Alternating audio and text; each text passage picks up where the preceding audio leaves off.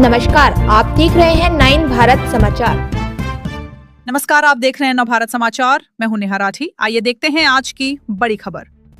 जोरहाट जिले के गढ़मोड़ स्थित green view चाय बागान क्षेत्र में लंबे समय से दहशत का कारण बना एक विशाल नहर फुटुकी बाघ तेंदुआ आखिरकार वन विभाग के कब्जे में आ गया। शुक्रवार सुबह को जोरहाट वन विभाग की क्षेत्रीय टीम ने अभियान चलाकर तेंदुए को सफलतापूर्वक पिंजरे में कैद कर लिया।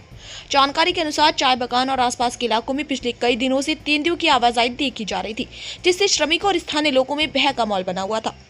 वन विभाग को सूचना मिलने के बाद इलाके में पिंजरा लगाया गया था। आखिरकार तेंदुआ पिंजरे में फंस गया, जिसके बाद लोगों ने राहत की सांस ली। वन विभाग के क्षेत्रीय अधिकारी ने बताया कि पकड़ा गया तेंदुआ लगभग 4 से 5 वर्ष का है। फिलहाल वन विभाग की टीम उसकी स्वास्थ्य जांच और आवश्यक प्रक्रिया पूरी करने में जुटी हुई है। बाद में उसे सुरक्षित वन क्षेत्र में छोड़े जाने की संभावना जताई गई।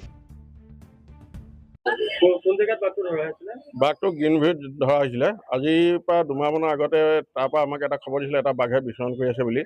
বাঘটো বিচৰণ কৰি থকা খবৰটো পাই আমি তৎকালীন তাত এটা পিঞ্জৰা ৰখাইছিলোঁ। পিঞ্জৰাটো কিন্তু আজি দুমাহৰ পিছতো ডেৰ মাহৰ পিছত তেওঁ পিঞ্জৰাবদ্ধ হোৱা নাছিলে বাঘটো। কিন্তু আজি বাঘটো পিঞ্জৰাবদ্ধ হোৱাৰ লগে লগে 7টা বজাত আমাৰ ৰেঞ্জ অফিচাৰ ছাৰক খবৰ দিলে। খবৰ দিয়াৰ লগে ৰেঞ্জ অফিচাৰ ছাৰে আমাক তৎকালীন তালৈ যাবলৈ নিৰ্দেশ দিলে। আমি তালৈ গ'লোঁ। গৈ আমি বাঘটো তাৰ পৰা ৰেস্কিউ কৰি আমাৰ আঞ্চলিক বন বিষয়া কাৰ্যালয়লৈ লৈ অহা হ'ল। আৰু এতিয়া ছাৰহঁতে কথা পাতি বাঘটো কোন জেগাত এৰিব সেই কথাখিনি ছাৰহঁতে আলোচনা কৰি আমাক জনাব। তাৰপিছত আমি বাঘটো আকৌ ৰাতিপুৱাত বাঘটো এৰি দিয়া হ'ব। এইটো খবৰটো আমি পাইছিলোঁ 2 মাহমান হ'ল। 2 মাহমানৰ পৰা তাত বাঘ এটা বিচৰণ কৰি আছে বুলি কৈছিলে। কিন্তু আমি গঁৰাল আজি 2 মাহেই হ'ল লগোৱা। কিন্তু আজিহে বাঘটো মানুহ আৰু তেনেকুৱা ধৰণে কোনো এটেক কৰা নাই। জীৱ জন্তু 2-এটা ক'ৰবাত হেৰি কৰিছে, কিন্তু তেনেকে ধৰণে ধৰক মানুহ এটেক কৰা নাই। কিমান বছৰ বাঘ? 4 বছৰ 5 বছৰৰ ভিতৰত হ'ব বাঘৰ বয়সটো তাৰ। মতা বাঘ। বাঘটো আপোনাৰ গ্ৰীণ ভিউ বাগানত ধৰা হৈছিলে। আজি প্ৰায় আপোনাৰ 1 মাহমান আগতে আমাৰ ফৰেষ্ট ডিপাৰ্টমেণ্টৰ আণ্ডাৰত তাত এটা পিঞ্জৰা পতা হৈছিলে। তাৰ পৰা তাত বাঘটো আবদ্ধ হৈছে বুলি ৰাতিপুৱা তাৰ লোকেল পাব্লিকে গম পাই পেলাই আমাৰ ছাৰক জনাইছে। তাৰপৰা ছাৰে ৰাতিপুৱা চবকে ইনফৰ্ম কৰাত বাঘটো গৈ পেলাই উদ্ধাৰ কৰি অনা হয়। বাঘটো ৰাতিপুৱা প্ৰায় আমি 7 বজামানতে গৈছিলোঁ বৰষুণত, গৈ পেলাই উদ্ধাৰ কৰি আনিছে। এতিয়া ফৰেষ্ট ডিপাৰ্টমেণ্টে অনা হৈছে। ইয়াৰ আগৰ কাৰ্বেই ছাৰহঁতে হায়াৰ অথৰিটি এইটো চাব।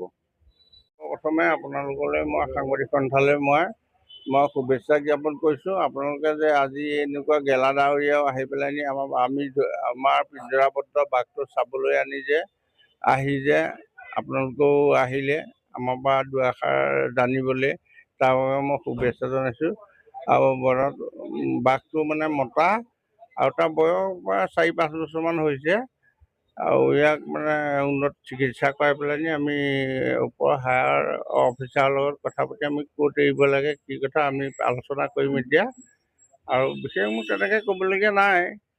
এতিয়া চিকিৎসা কৰা 5 বছৰ। আজি 1 মাহ 1.5 মাহমানৰ পৰাই সেই জেগাখনৰ উপদ্ৰৱ কৰি আছিলে। সেই মৰ্মে আমি তাত পিঞ্জৰা পাতি থৈছিলোঁ। আজি পিঞ্জৰাত তেওঁ আবদ্ধ হৈ গ'ল। আৰু 7 বজাতে ইয়াক খবৰ পালোঁ। খবৰ পাই আমি তৰাতৰীয়াকৈ বন বিভাগক পঠিয়াই পেলাই আমি আমাৰ অফিচ হেডকোৱাৰ্টাৰলৈ লৈ অহা হ'ল। যোৰহাট ফৰেষ্ট ৰেঞ্জলৈ লৈ অহা হ'ল।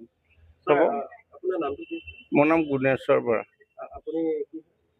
মই ফৰেষ্ট ৰেঞ্জাৰ।